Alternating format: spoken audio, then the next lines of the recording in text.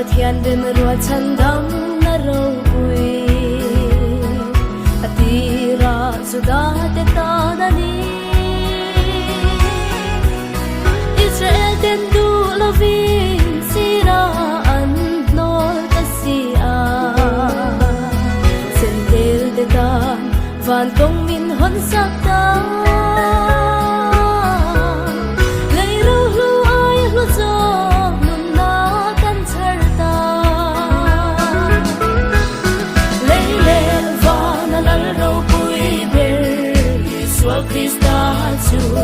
Kan sual vang mantira omi krosan la lanta Tiam kan chan thei na tura kai tho a omi chandam na ro pui min peta O avaro pui fakin ni choi mo yang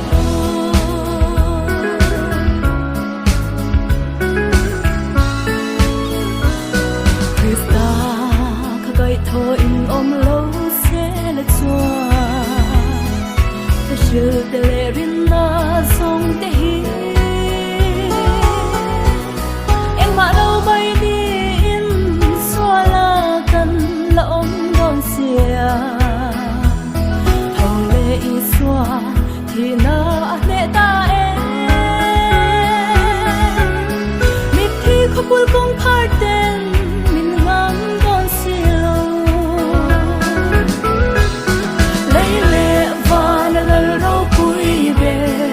Isua Krista tu kan sual vang mantira omin rosan na lanta Kiam kan chan thei na tura kai tho omin chandam na ro pui min peta O avaro pui fakin itoi mo yang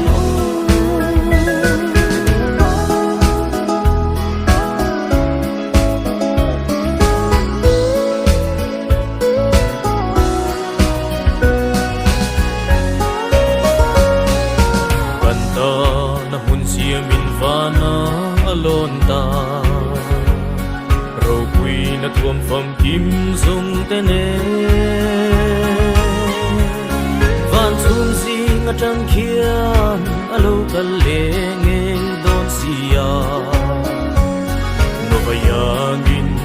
rin nom min nom ro ka ne na ka shuang che in min tiam si Leile vanalal ro pui ber Isua Krista tu kan sual vang mantira omin krosan na lanta Tiam kan chan thei na tura kai tho a omin chandam na ro pui min peta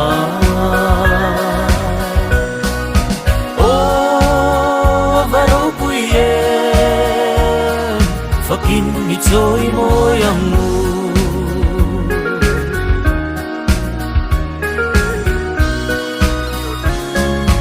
Alpa pathian nge chu ao thom tenen chua Tu tung poi sa in alo kal do To ro do pui lo ri kun chuan tu chung fa te Zoma Sual ngay đam te dòng tu Thu tiêm tu y xua min Gần thâu lệ đòn si Ê lệ và lal rau quy bè Isua Krista tu Gần sual vang mantira omin Rosa na lanta Tiam kan chan thei na tura kai ko omin chandam na ro pui min peta O avaro pui in i joy mo yang mu